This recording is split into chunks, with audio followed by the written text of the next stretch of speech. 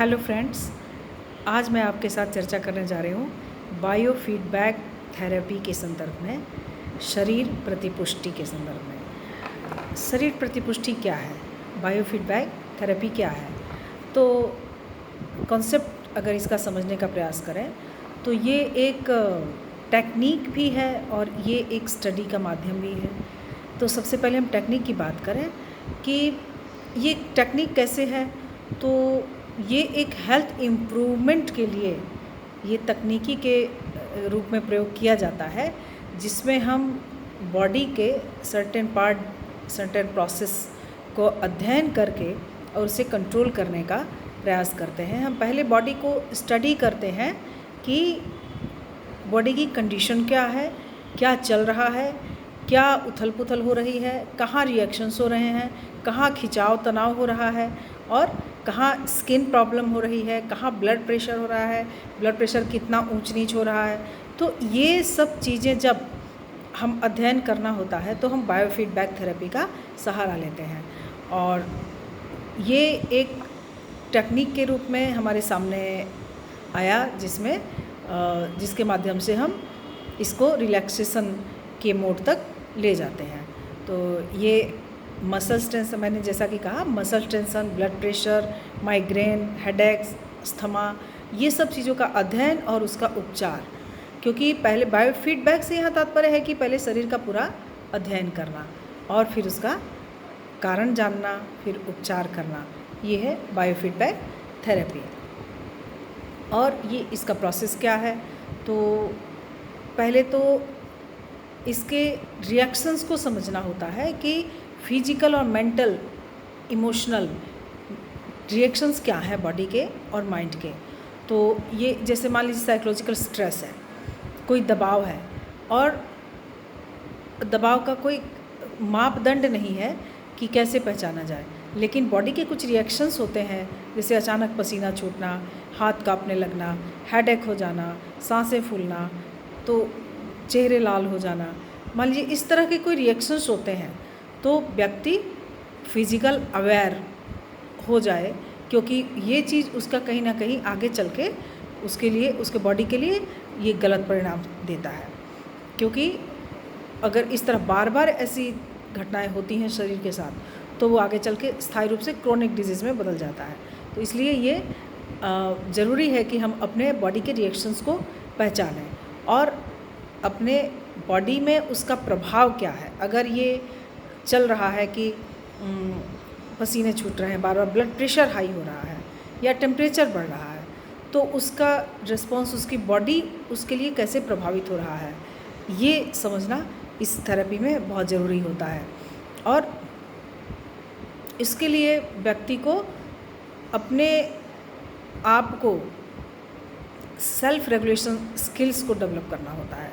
क्योंकि बॉडी का कंट्रोल कई बार क्या होता है, हम अनावश्यक तनाव भी लेते हैं और आवश्यक तनाव भी हो तो ऐसा उसका कोप अप करने की अवस्था को विकसित करें, ना कि हम बॉडी में रिएक्शन करें। क्योंकि बॉडी का रिएक्शन, हर रिएक्शन कोई ना कोई एक नेगेटिव हार्मोन सिक्रेट करता है और उससे का दुष्परिणाम आने वाले समय में किसी न किसी बीमारी के रूप में पैदा होता है। तो इसलिए अपने आप को पहचानना, अपनी बॉडी को सेल्फ रेगुलेशन के स्किल को डेवलप करना यहाँ बहुत ज़रूरी होता है इस थेरेपी में। और इस थेरेपी में एक इम्प्रूविंग हेल्थ को मोटिव बना के हमें आगे बढ़ना होता है। और इसके टेक्निक्स क्या हैं, तो EEG की अगर बात करें, इलेक्ट्रो इंसेफेलोग्राम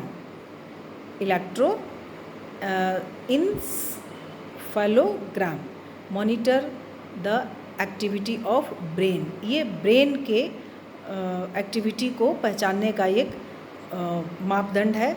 इसके माध्यम से हम माइंड में क्या चल रहा है, कितना स्ट्रेस है माइंड में, क्योंकि बहुत सारी लगभग इंसान की 99% चीज़ें माइंड से ही गवर्न होती हैं। बॉडी, माइंड जो सुझाव देता है उसी को बॉडी एक्टिव करता है या एक्टिव होता है, उसके अनुसार ही बॉडी को काम करना होता है। तो इसलिए माइंड को, ब्रेन को पहचानना बहुत ज़रूरी है, ब्रेन में क्या चल रहा है। और इसके लिए, इसके माध्यम से हम पहले ब्रेन की स्टडी करते हैं। फिर EMG मेजर मसल टेंशन को हम पहचानने की कोशिश करते हैं, मसल्स में क्या टेंशन है, क्योंकि आप देखिए कि अगर सर्वाइकल पेन है तो वो मसल टेंशन के कारण होता है, ऐसा डॉक्टर बताते हैं। तो कंधे का दर्द हुआ, हाथ में दर्द हुआ, कई सारे कारण जो होते हैं वो मसल्स टेंशन के कारण, क्योंकि हम कई बार सही अवस्था में बैठते नहीं हैं, सही अवस्था में हम सोते नहीं हैं, हमारी सोने की शैली, बैठने की शैली अगर सीधी नहीं है, ठीक नहीं है, रीढ़ की हड्डी हम सीधा नहीं रखते हैं तो मसल्स टेंशन होता है, और मसल्स टेंशन एक अनेकों बीमारियों का कारण होता है। तो इसलिए इसके माध्यम से, EMG के माध्यम से हम मसल्स टेंशन का अध्ययन करते हैं।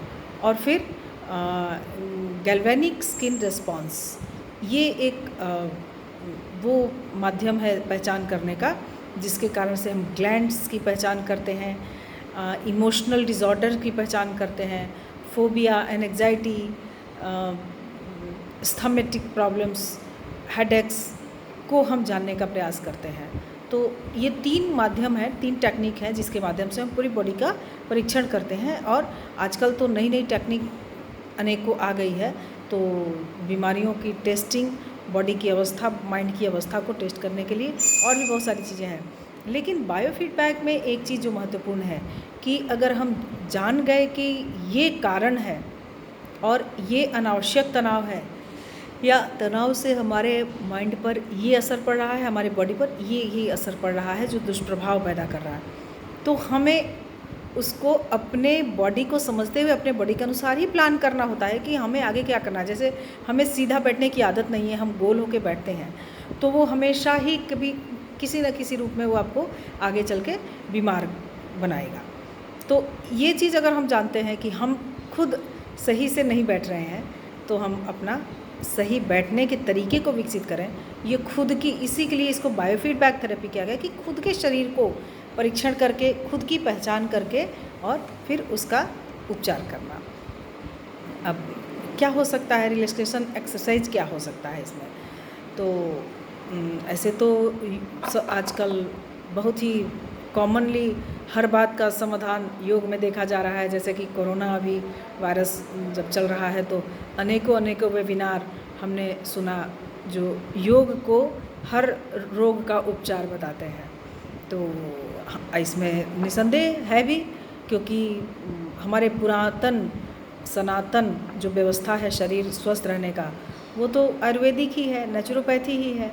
तो ऐसे में सबसे पहली बात अगर करें अपने शरीर को स्वस्थ रखने की, तो डीप ब्रीदिंग की बात करते हैं।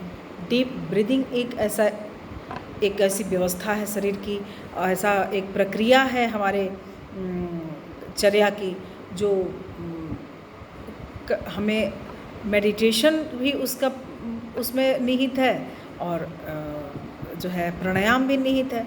डीप ब्रीदिंग में हम ब्रीदिंग पर ध्यान दें और सांसों को देखें, तो उससे बहुत लाभ होते हैं।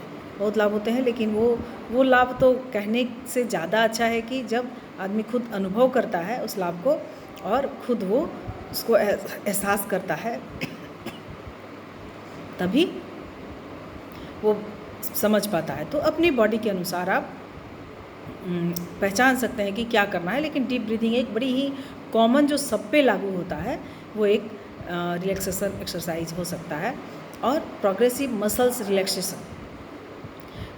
रिलैक्सेशन को करने के लिए हमें प्रतिदिन अपनी चर्या में एक वो प्रक्रिया शामिल करनी चाहिए जिसमें हमारी पूरी बॉडी को हम रिलैक्स करें।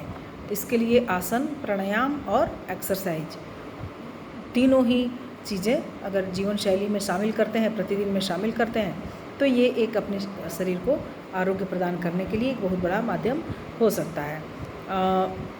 नेक्स्ट अगर रिलैक्सेशन एक्सरसाइज की बात करें तो माइंडफुलनेस मेडिटेशन अपने आप में एक व्यक्ति को अपने भीतर जीने के लिए, सेल्फ एक्चुअलाइजेशन के लिए बहुत बड़ी प्रेरणा स्रोत हो सकती है।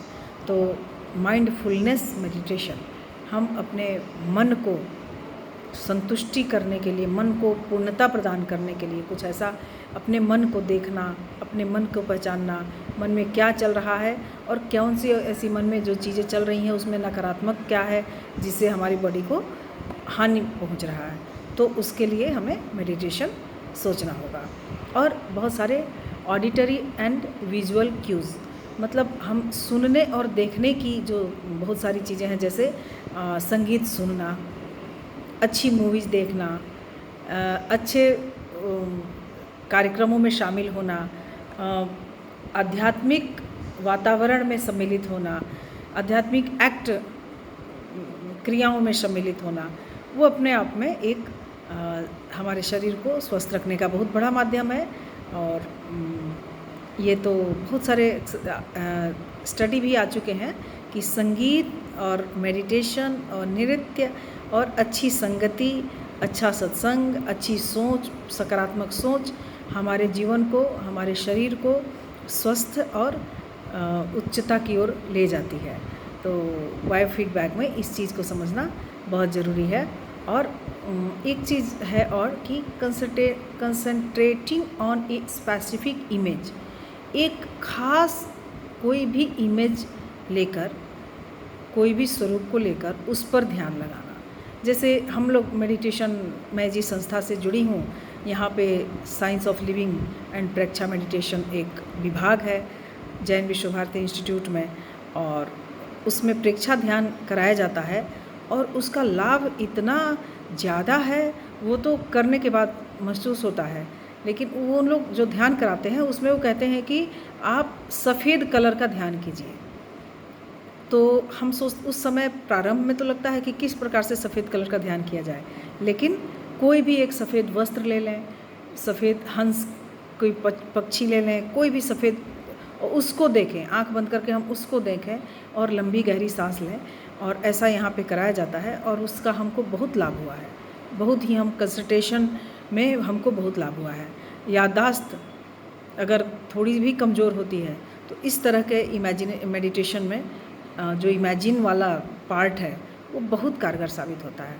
तो इस प्रकार से जो बायोफीडबैक थेरेपी है उसमें खुद को समझना, खुद की स्टडी करना और खुद के बॉडी के रिएक्शंस को देखना और उसके अनुसार टूल्स और टेक्निक्स को समझना कि कैसे क्या सही हो सकता है हमारे लिए और फिर क्या लाभ हो सकते हैं उसके लिए। तो कुछ लाभ की हम बात करें तो अगर इस तरह की एक्ट में हम शामिल होते हैं तो क्रॉनिकल पेन में हम लाभ पा सकते हैं, हेडेक्स और माइग्रेन में हम लाभ पा सकते हैं, क्योंकि योगा मेडिटेशन का तो बहुत बड़ा लाभ है हेडेक और मेडिटेशन में। एंग्जाइटी दूर हो सकती है, हाई ब्लड प्रेशर कंट्रोल किया जा सकता है, अस्थमा नियंत्रित होता है और बैक पेन को नियंत्रित होते देखा गया है। डायबिटीज, इंसोमेनिया, कॉन्स्टिपेशन इत्यादि पर भी नियंत्रण पाते हुए देखा गया है कि अगर हम अपने शरीर को समझ के और उसके अनुसार कुछ टेक्निक अपनाते हैं स्वास्थ्य होने की, तो ये कहलाता है बायोफीडबैक थेरेपी, जिसमें अपने बॉडी पर कंसंट्रेट होके, अपने माइंड पर कंसंट्रेट होके, अपने आप को समझ के, अपनी स्टडी करके और इस बायोफीडबैक टेक्निक्स के माध्यम से हम स्वास्थ्य और आरोग्य को प्राप्त कर सकते हैं। Thank you.